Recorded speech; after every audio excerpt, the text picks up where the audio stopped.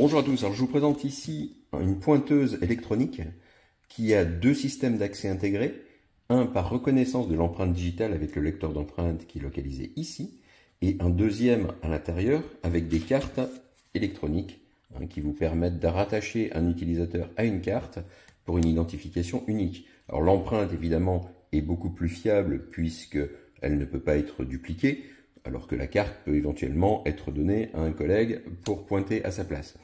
Donc le système est vraiment fiable et très simple à utiliser, j'insiste là-dessus. Je commence par le seul défaut à mes yeux du produit, qui est la qualité de la traduction des menus. Là je me suis mis en français.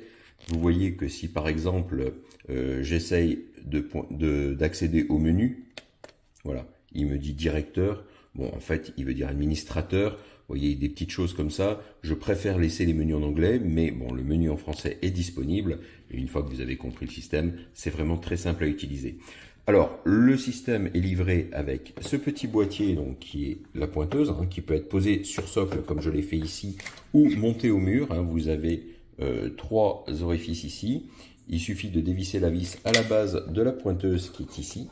Voilà, cette petite vis-là. Vous l'enlevez et ça vous permettra de fixer le support mural. Les vis et chevilles sont par ailleurs fournies, donc le système est tout à fait complet.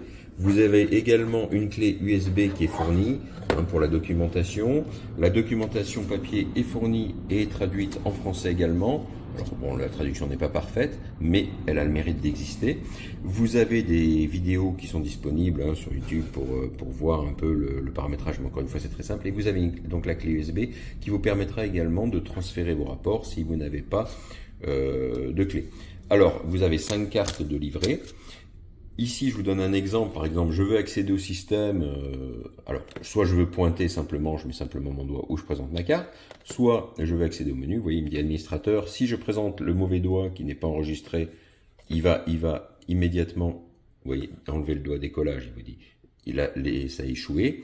Si je retente d'accéder au menu, ici, avec le bon doigt, ce coup-ci, je présente mon doigt, il me dit décollage, j'enlève donc le doigt, et là, j'accède immédiatement au menu, il m'a reconnu en tant qu'administrateur. Vous voyez qu'on peut, dans la gestion des utilisateurs, ajouter des utilisateurs. Les règles de présence, ça vous permet de définir les horaires, etc. Et les règles, pardon, et je vais y arriver, les règles d'heures supplémentaires, voilà. Générer les rapports pour les sauvegarder sur les clés USB et pour les imprimer derrière. Le système, c'est la gestion. En fait, vous déplacez avec les flèches ici, c'est très simple. Ici, par exemple, je fais OK.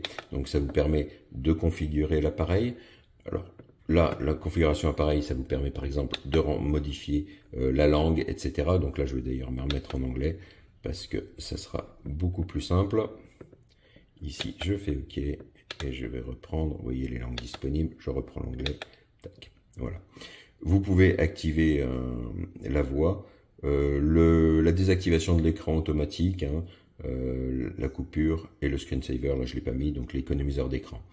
Ensuite, je ressors, je sauvegarde, voilà, vous pouvez régler l'heure. Dans l'Advanced Setup, on va y aller, je vais vous montrer, vous pouvez donner le nombre de... Alors ici, le nombre d'empreintes fingerprint, un FP, donc empreinte de doigt, 3 par utilisateur et j'ai défini 3 niveaux. Vous avez ici donc l'accès par la carte, pareil, je veux badger avec ma carte, tac, ma carte est reconnue et elle est attachée à l'utilisateur fil. Vous voyez, simplement à distance, lecteur de carte, c'est immédiat, c'est vraiment très performant. La génération des rapports permet de vous, alors je vous montre ça vite fait aussi. Génération des rapports, voilà, j'envoie ça. Je vais sur report, enfin rapport comme dans le menu français, ça c'est bien traduit par contre. Je fais OK. Là, il me demande les dates de départ, date de fin du rapport. Je valide tout. Donc je passe, je peux changer. Par exemple, si je veux aller jusqu'à fin octobre, je change ici. OK. Je valide mon rapport. Il le génère. Yes. Hop. Et il m'envoie ça. Vous voyez. Et sans enregistrement ont été downloadés sur la clé USB. C'est super rapide. Voilà. Vous avez des informations système également. C'est vraiment, je le trouve vraiment performant. Je le trouve génial pour une PME. Simple d'utilisation encore une fois, avec des rapports fiables et précis.